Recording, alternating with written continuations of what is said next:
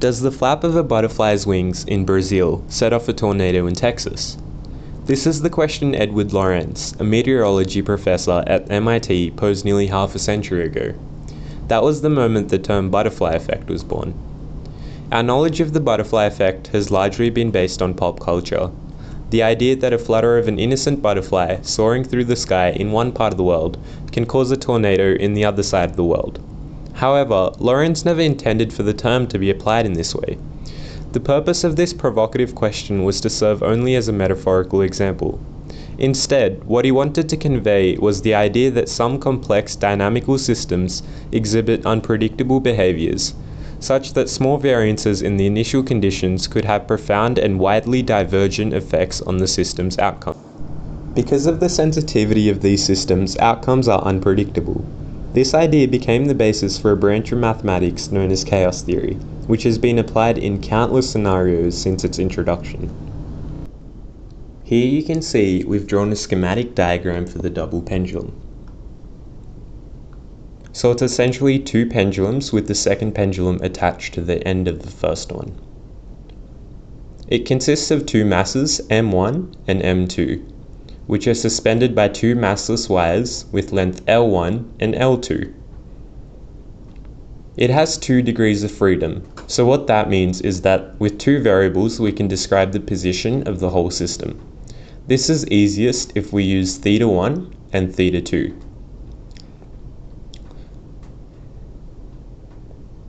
Then, you might be thinking that if we have these angles to give us the position of the system, then it will be quite easy to model the motion of this double pendulum.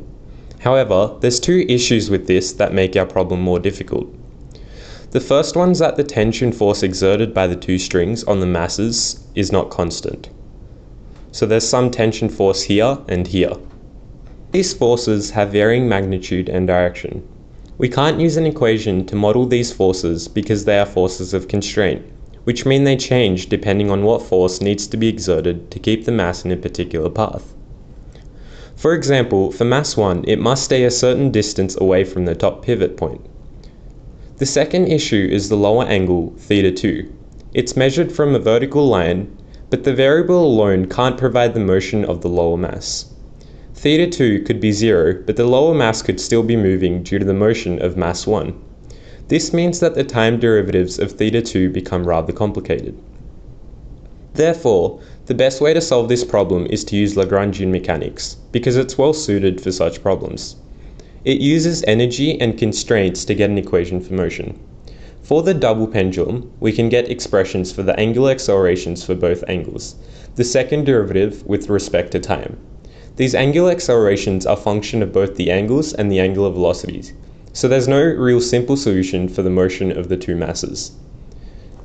The double pendulum can have fairly reproducible initial conditions. Here, as you can see in the video, we have 4 setups for the double pendulum such that they all start off with the same initial angular displacement. As the video progresses, we can see that no matter how carefully we tried to make sure the releases were identical, the resultant motion was never the same, as all 4 systems evolved differently.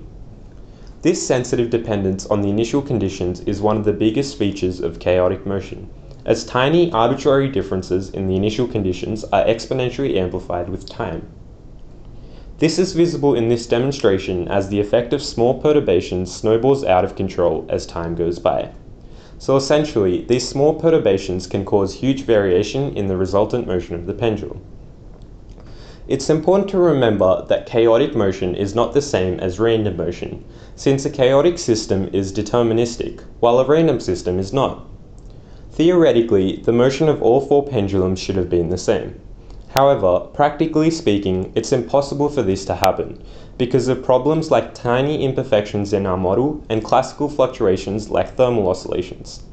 Even if we ignore external forces such as friction, air resistance, and random vibrations, there are internal quantum fluctuations in the system which cause the trajectories to deviate away from the one that we predicted.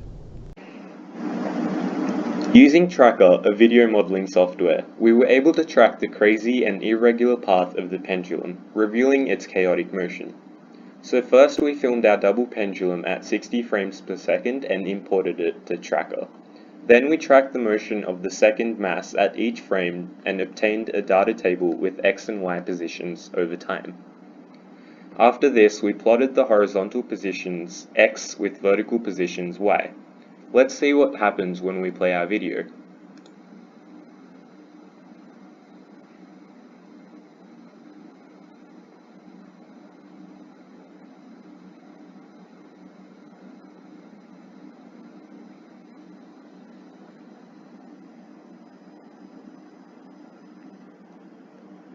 So as you can see, that its behavior is highly unpredictable and we end up with this bizarre looking graph. It's actually rare to see such complex motion arising from a system as simple with the double pendulum.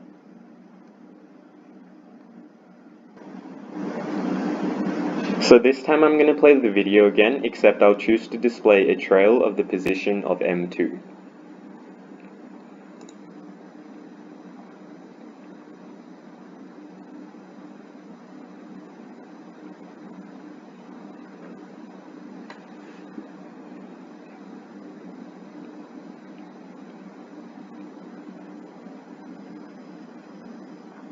So that looks pretty mesmerizing.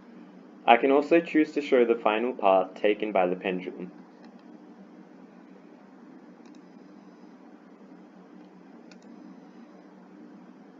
We can see that its motion has no obvious pattern. So on the right here, I have a simulation of the double pendulum which tells us how it should behave theoretically. I've made some edits to the parameters to match our initial conditions. Now let's see what happens when we play them side by side.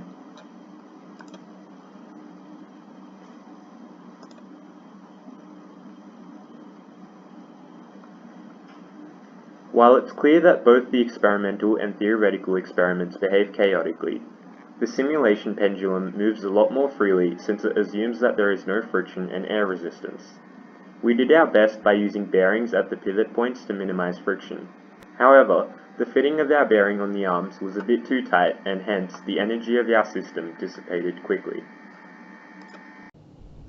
During the experiment, we could visualize that the energy of the system moved wildly back and forth between the potential energy of gravity to the kinetic energy of the motion. The double pendulum underwent simple harmonic motion with two normal modes when displacements from the equilibrium were small. Nothing too crazy. However, with larger displacements, the nonlinear system became dramatically chaotic in its motion, demonstrating that deterministic systems are not necessarily predictable. While both our experimental and theoretical models were chaotic, we saw that they had different motions. This is because our numerical analysis assumed that we had an ideal double pendulum, a conservative system which is undamped. However, in reality, this system is not conservative and we must include damping. Overall, this project was a success, but we could extend it further by replacing the arms with strings, for example.